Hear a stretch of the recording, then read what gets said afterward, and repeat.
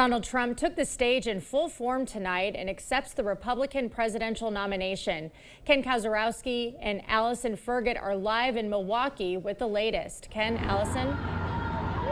Emily, good evening. Yes, Donald Trump just made the longest convention speech ever at 1 hour, 31 minutes, and 55 seconds. 48 hours before this convention started, he survived an assassination attempt.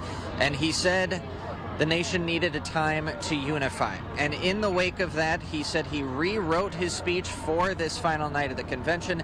His son told multiple outlets that the tone of this rewritten speech would be much different than what we've been used to from the likes of Donald Trump. And Allison, after about the first 15 minutes, it kind of devolved into what we're used to hearing from Donald Trump on a campaign trail. Oh yeah, definitely. I mean, all week we've been talking to Wisconsin delegates and lawmakers who are hoping for a more toned down Trump, maybe to cool those political temperatures after that assassination attempt. But what we saw tonight was going back to that kind of divisive rhetoric, attacking Democrats once again.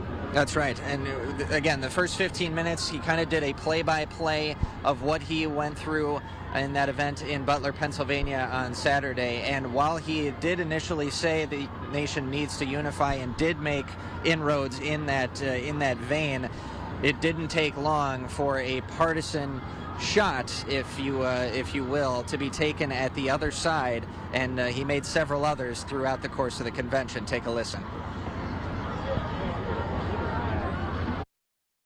It's crazy, Nancy Pelosi, the whole thing, just boom, boom, boom. They've got to stop that because now Trump did dive into policy after the first 15 minutes of his play-by-play of what went down on Saturday. Western Wisconsin delegates told us throughout this convention experience that the border crisis was their top priority because it's not only a draw on American resources, but it's also alluding to the spread of opioids like fentanyl and other illicit drugs across the border that ends up in our communities in western Wisconsin and throughout the entire country. And the border has and continues to be one of Trump's main talking points on the campaign trail. It came up quite a bit tonight. In 2023, 3.2 million encounters were recorded by U.S. Customs and Border Patrol, compared to the highest years of Trump's presidency in 2019, which is 1.4 million. It is officially the number 1 and 2 points on the RNC platform, which is now the party platform, alluding to the largest deportation in American history that Trump says he will execute essentially on day one. And that rhetoric was definitely on full display. We also have an illegal immigration crisis, and it's taking place right now as we sit here in this beautiful arena.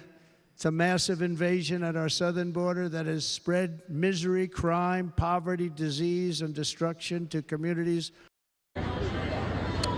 Now, Allison, another issue that he touched on quite a bit was inflation. Oh, definitely. All week we've been hearing from Republicans talking about the rising costs of gas, groceries, and housing. And it's something that Trump again brought up tonight, saying that the average American just cannot keep up with surging prices right now.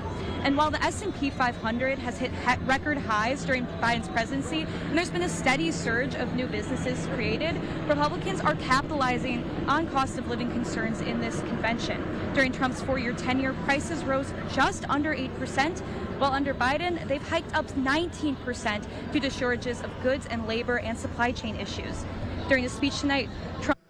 I will end the devastating inflation crisis immediately, bring down interest rates, and lower the cost of energy. We will drill, baby, drill.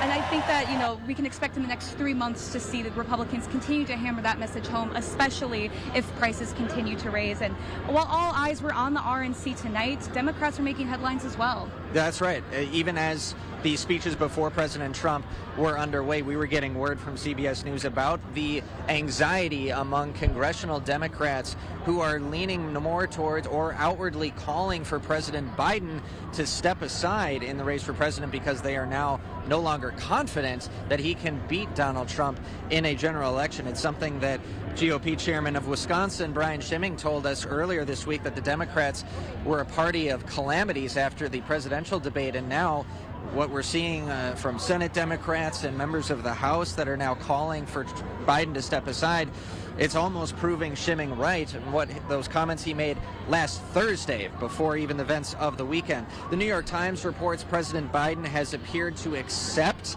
that he may have to leave the race, but John Meacham, a prominent confidant of President Biden, he has written biographies, he has said any word of him potentially writing an exit the race speech, that's a report that's been going on, is absolutely untrue. And as you alluded to, I mean, recently we've seen several congressional Democrats calling for Biden to bow out of the election. But it's something not every Democrat supports, replacing the president at the top of the ticket with that. We spoke earlier today with Milwaukee County Executive David Crowley, and he thinks, all this discussion about replacing Biden is really just distracting from bigger issues. When we ask him to step down, the focus is then on this one individual who is our presidential nominee, who will be our presidential nominee, but it doesn't give us the opportunity to talk about the policy issues that are affecting, communities all over this entire country, especially right here in the great state of Wisconsin. Crowley will be at the Democratic National Convention this August, and he says he's looking forward to casting his vote as a delegate for Biden, and he's also pretty confident that Biden will win in November. So it's almost 1 month until the DNC kicks off in Chicago, and we'll see if Democrats can unite for Biden the way that we've seen Republicans come together and unite for Trump this week. It will be a massive question. A lot of stuff to unpack from the Democrat side. Meanwhile, unity is high among the Republican Party tonight. People, as they're exiting the Pfizer Forum, looking a little tired, admittedly, but there was definitely a lot of excitement as Donald Trump was on stage throughout the evening, and you can definitely get the sense that everyone here and every speaker, every politician who's spoken with us, completely behind Donald Trump for the ticket for the third consecutive election cycle. Yeah, I think they're really committed to it. I mean, when he was talking about the attempted assassination, you could see people in the crowd with tears in their eyes. I mean, there is complete, I would say, loyalty and support and commitment to Trump right now within the Republican base, at least here at the RNC. Now, Trump did go from his teleprompter scripted speech, a lot of off teleprompter ad-libbing as is customary, a lot to unpack from this speech, and I'm sure we'll be doing that over the next few days. A lot of fact-checking needed to be done, especially on topics like election integrity. Donald Trump making claims that Democrats essentially used COVID to cheat in 2020, once again repeating those baseless claims.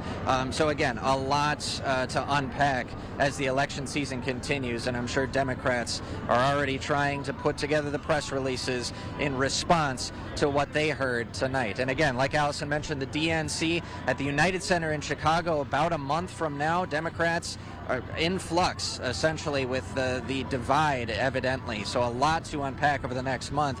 But in the meantime, the RNC has officially concluded in Milwaukee. For Allison Ferget, I'm Ken Kozarowski in downtown Milwaukee. Emily, back to you in the studio. Great coverage, you two. Thank you.